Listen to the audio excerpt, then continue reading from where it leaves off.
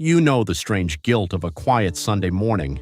Your bills are paid, your credit score is excellent, your calendar is color-coded, you've done everything the algorithm of a successful life asked of you, and yet you're sitting there, staring at a screen you've already refreshed 3 times, feeling a vague, formless dread you can't justify. Most people call this burnout. But burnout implies a fire was once burning. This is something else. A crisis of a specific type of intelligence, the kind that knows how to optimize a system but forgot to ask if the system has a soul. There's a subtle habit separating those who are merely high-performing from those who are deeply intelligent.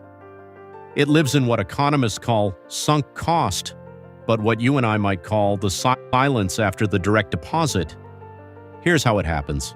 You graduate, you get the role, you sign the lease on an apartment costing roughly 30% of your after-tax income. You finance a sensible car, you use a cashback credit card and pay the statement balance in full. You automate a pension contribution. You subscribe to the meditation app, the premium news, the fitness platform, and the streaming service everyone talks about in the Slack channel. On paper, you are a machine of rational micro-decisions. So why does your jaw hurt in the morning?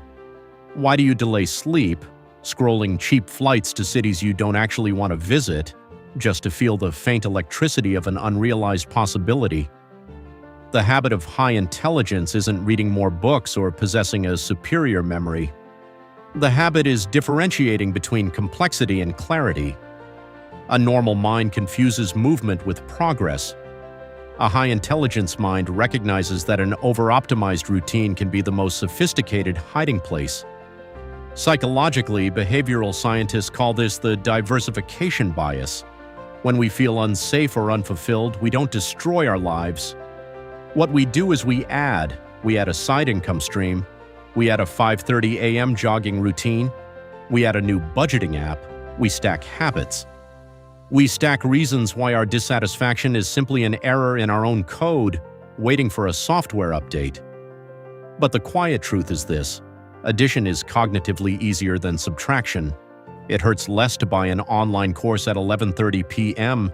than it does to admit that the 6-figure career you built feels like a well-furnished waiting room. The credit card transaction fires the dopamine of control. "Look at me investing in myself," the brain whispers, while the gut screams, "You are building a cathedral on a fault line." The long-term cost of this confusion isn't bankruptcy. It's not a dramatic crash. The long-term cost is a low-grade inflammation of the soul. It's waking up at 40 with $1 million in assets and a nervous system that has spent 20 years running a marathon on a treadmill. Financially, you compound well. Emotionally, you are bankrupt by 1,000 cuts.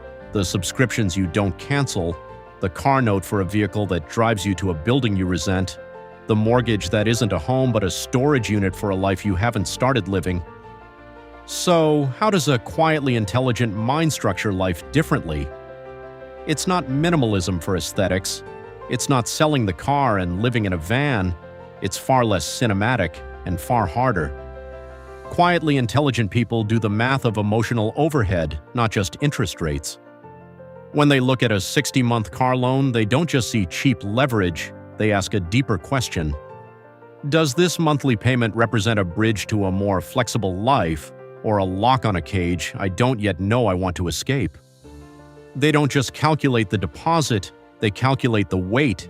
They practice what psychology calls horizontal comparison. A regular achiever looks at a peer's promotion or a neighbor's new German sedan and feels the vertical pressure to stack upward. The quietly intelligent person looks horizontally. They see the cost of the sedan not as a status symbol but as a contract of required income. They ask, how many Tuesday mornings am I legally obligating myself to continue waking up and performing this exact version of myself? This is the unspoken habit of high IQ, the willingness to tolerate the momentary pain of saying, I was wrong about what I wanted. Most people are too loyal to their past decisions. They'd rather be consistently miserable than inconsistently uncertain. But the mind that sees clearly knows that a subscription canceled after a month isn't a failure of judgment, it's a correction. A car sold after a year because you hate commuting isn't a net loss. It's a net gain in self-awareness. There is no grand finale. The discomfort doesn't evaporate. The mortgage bill still arrives. The inbox still fills up. But there is a shift in the architecture of your silence. You stop trying to fix boredom with faster Wi-Fi. You stop medicating Sunday dread with a new budgeting spreadsheet. You let your life get quieter, not emptier, quieter. You realize that the most profitable arbitrage available to the human mind isn't between the bid and the ask. It's between the life you are meticulously building and the life you are actually deeply willing to live.